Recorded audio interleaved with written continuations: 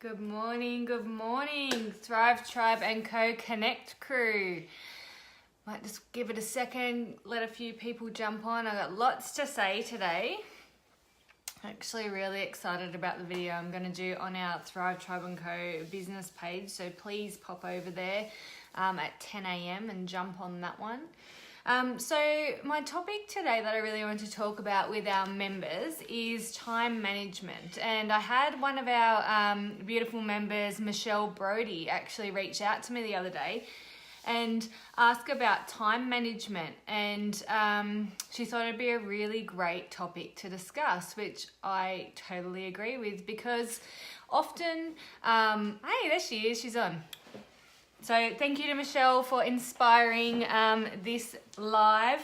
So often as special needs mamas, the regular time management strategies and techniques don't work for us. And I have had one of those, I want to say, fortnights where best laid plans have not come to fruition because of, things popping up with Imogen. And I don't think I've ever driven to Imi's school so many times as I have over the past few weeks. Even Imi's teacher said the same thing. So, we've had lots of stuff come up for us. And that has meant that a lot of my plans have had to go out the window. So things like, these strategies that people often talk about with time management, like scheduling and using a diary and, prioritizing and making sure you set this time aside and time blocking. Often they don't work for us because we have these random things pop up, right?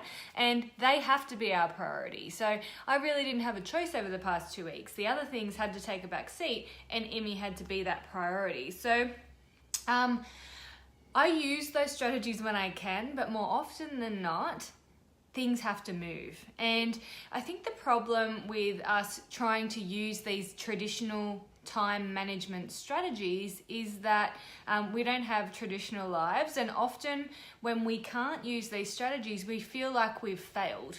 So give me like a thumbs up if you can agree with that. But you get this sense of, well, why do I even bother, because that's not going to work for me. And I did that for years. And having your own business, which I started like almost 6 years ago now, it's you need to be organized with time, but everything that everyone was teaching me wasn't working for me. And they had the best of intentions, but they don't know my life. And I think that, I know you ladies can understand that things don't always go to plan. So the other thing I want to raise with you is that you can't manage time. So we all have the same amount of time, right? Everyone has 24 hours in a day, but what we do with that time, often we can prioritize when we can. Okay, so this is what I want to talk to you about today is I have a weekly goals or priorities list. So I don't have times that I'm going to do it often. Like sometimes I'll have a rough guide, like if I've got the kids at school and stuff. But, if those things fall through, it's okay. Yeah, Karen, I get it. Nothing goes to plan, right? So as I said, I have a weekly goals and priorities list. And what I do is I break it down, okay? So I broke it down into my goal, the strategies that I'm going to use to achieve that goal, and then the tactics, which is the individual items that I'm going to do to get that done. What this means is that if my plan goes out the window for whatever reason, so if my scheduling or my time blocking goes out the window, it's all right, because when I have time later, I'm going to go straight to my goals, strategies, tactics list, and I'm going to use that to get things done really efficiently. So what I find with this strategy is I need less time and I get more things done. So don't we all want that, especially at this time of year? So I want to give you a couple of examples how I've used it this week, just so you can see how it can be put into practice. So, okay, so one of my goals for us this week was to help improve Imogen's communication, because we've been having lots of, let's say, emotional challenges this week. And it's all coming down to communication, right? She's very overwhelmed. There's lots of different things happening. Like she's struggling. There's parties and, you know, her whole routine is out of whack, right? So we need a way to communicate more effectively with her. And her verbal communication has been coming along more, but we've noticed it's dropped back over the past few weeks. And when this happens, she needs a different type of language to communicate. And I know that visuals are very, very important for her when she's like this, because they're an easy way for her to communicate. So my goal was to improve communication. My strategy was to create some visuals, right? So to help her communicate more effectively. So my tactics was to get up early. So, you know, I am an early riser. Mornings are my thing. If mornings aren't your thing, stay up a bit later. You know, we can create a little bit more time in our day. So I got up, like I wake at 5. That's when my body wakes up. So I got up and I spent an hour making Emmy's visuals. And my tactic was early morning and then creating 3 different schedules that I know will really help her. So 1, we've got a calendar that shows her which days she's going to school, and then when holidays starts, when Christmas is, her birthday's in there as well. So, you know, we've got these things on the calendar in pictures so she can see. So that's the first one. And we cross the days off as we go and we circle where we're up to. The second one is I have a morning routine because we're struggling to get her in the car at the moment. She can hear that holidays are coming. She doesn't know when. Our kids don't really have that concept of time like we do. So being able to show it on a calendar is really important. But even the morning routine, this is what happens, then this happens, and then you go to school. So just making it really super clear so there's no uncertainty to, you know, peak anxiety or anything like that. So we used that this morning.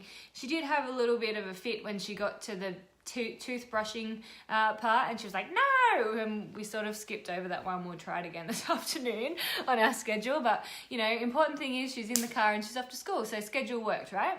And then we've got a PM routine, okay? Because we are having issues with getting her to bed and getting her out of the pool. So then I've got the schedule set up for that. So this morning I got up, I did those things, and it made our life easier already. So often when you can implement these things, you're gonna save time later, even though you're putting time in earlier. So I always think, what can I do today to make this situation better?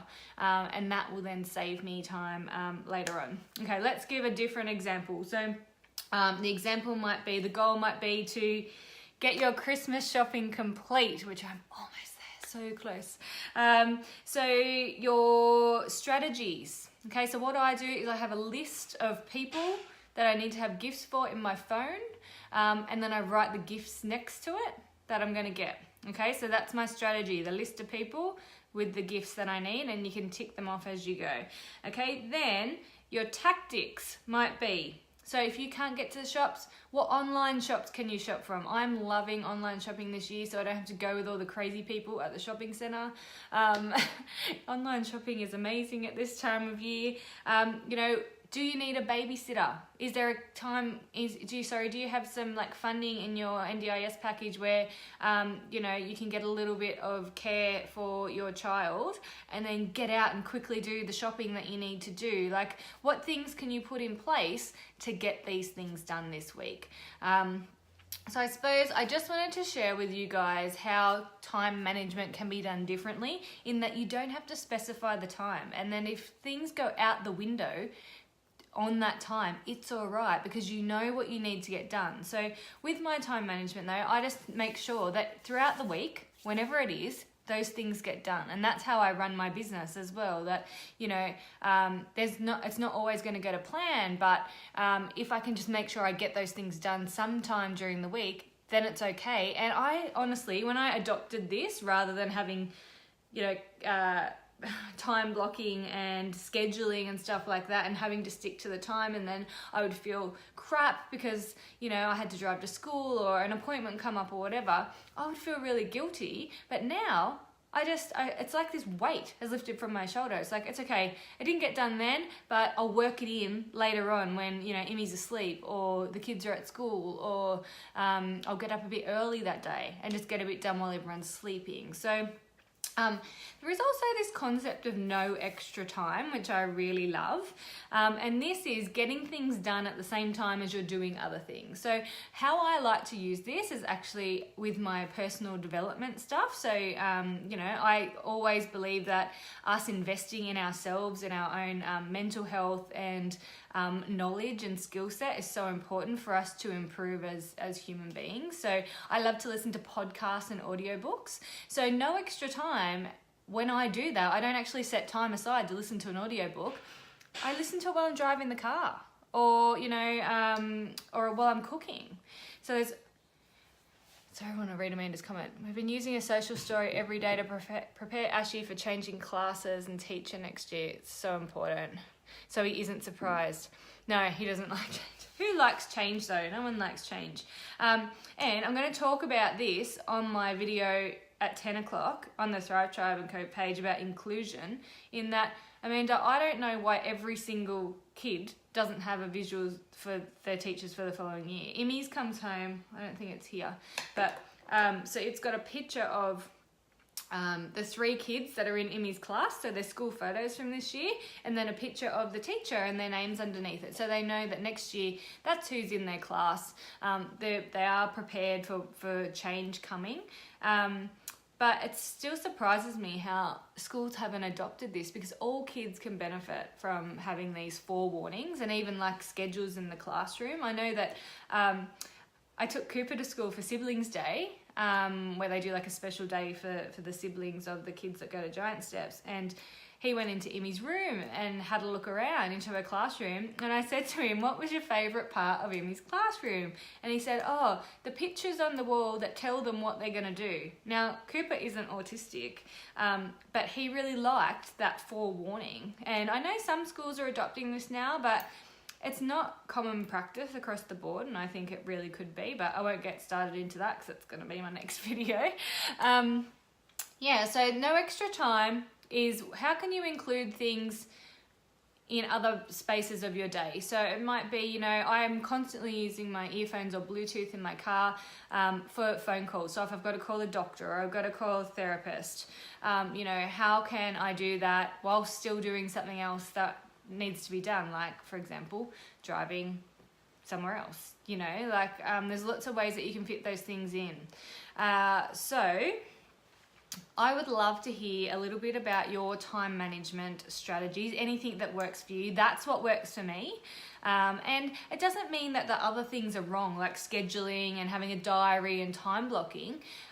You just have to find what works for you. And for some people that might work, but for me it didn't. And I just felt crap when I felt like I was failing at it all the time. So this goal, strategies and tactics, and then just having a weekly set of things that I wanted to get done, not time bound, just sometime in that week, I found really liberating and really helpful for our family and getting stuff done. So let me know what your strategies are. I think it's great for us all to help each other. And if you're free at 10 a.m, jump on our Thrive Tribe and Co page and join me while I talk about the myths of inclusivity. So we've had a massive week, and I'm going to talk about 3 areas where I feel like society is trying to say they're inclusive, but they're not. So I'm going to talk about shopping, healthcare, and then education. So if you are interested, I would love for you to be on there supporting me. I love having my Thrive Tribe and Co Connect Mamas on there cheering me on. So please join us, and I hope that you found our time management live super useful today. All right, ladies, have a wonderful, stress-free, uneventful day. Mwah!